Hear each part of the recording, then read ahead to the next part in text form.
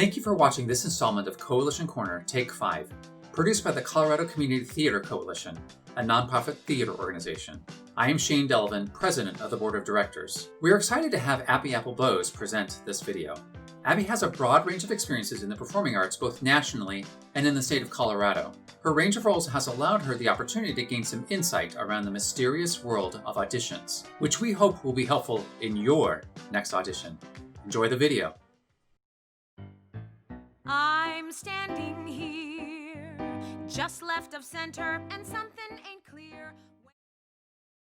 Hi, I'm Abby Apple Boes, and I have been an actress and a singer and a producer and most recently a director here in Denver for 20 years, and before that in Las Vegas and Los Angeles and New York. And so I wanted to kind of share with you some things that, some observations that I've made on the other side of the table, on the producer-director side of the table when it comes to auditioning. Because I think as actors, it's a big mystery. You know, what are they looking for? What do they want? But once you get on the other side of the table, sometimes those things are pretty evident. So just a few observations that I have made on the other side of the table. First of all, number one, be friendly and professional, but don't be too chatty. A lot of times people come in and kind of feel like they have to become your friend, or if they are your friend, carry on too long of a personal conversation before you get into the material. And I think that you are better served by coming in, being friendly, giving them your name, the piece that you're going to be auditioning with. If you're doing scenes, just come in and be prepared to do the scene. And of course, you know, if they ask you questions, then, you know, friendly and to the point. But, you know, too friendly, too chatty, doesn't really go over so well, just from my perspective. Number two. Number two is excusing yourself. If you make a mistake, everybody makes mistakes, goes up on lines, gets kind of discombobulated in your monologue. Maybe you've got a cold and so your song doesn't sound as good as you would like for it to, but don't make excuses for it. It just draws our attention to the fact that, you know, maybe you're not at the top of your game, or more times than not, it makes us go, oh, I didn't know that there was anything wrong. You sound fabulous. Or I didn't know you dropped a line. You covered really well. So if you get completely lost, just stop and ask if you can start again. And people will usually just, you know, jump right back in with you. But, you know, lots of excuses make us kind of, it's kind of tedious. And a lot of times we haven't noticed you did anything wrong. So that's number two. Number three is monologues and material. So monologues, usually they ask you for a comedy monologue or a dramatic monologue or a contemporary or a classical.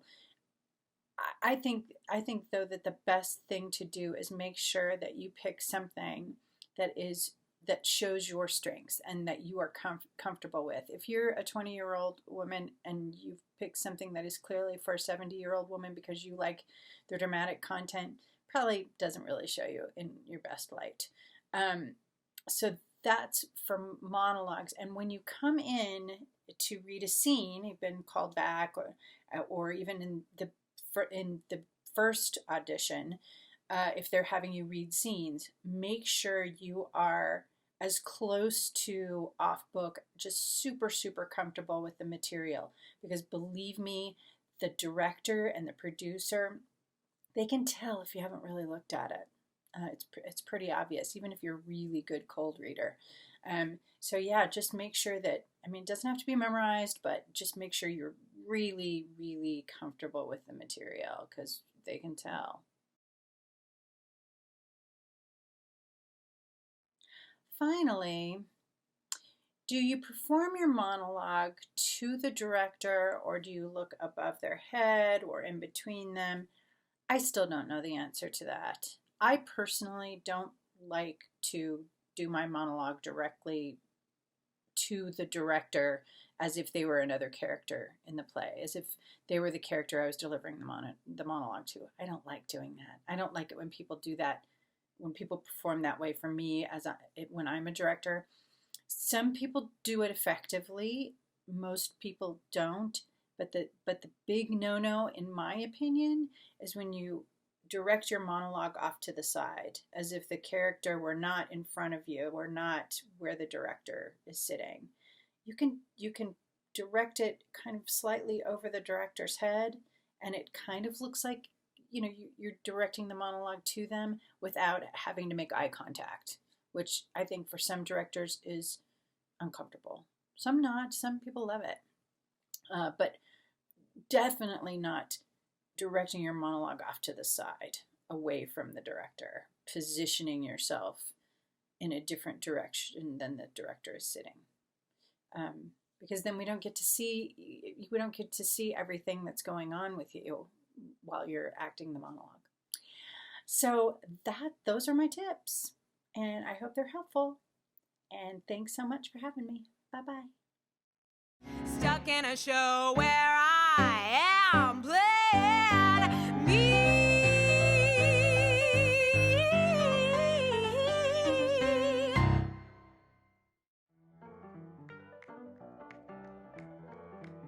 If you enjoyed this video, please click on the like and subscribe buttons and enter your comments to help guide us in topics for future video programming. Please consider supporting our efforts to produce these videos as well as virtual community forums by clicking on the support link below.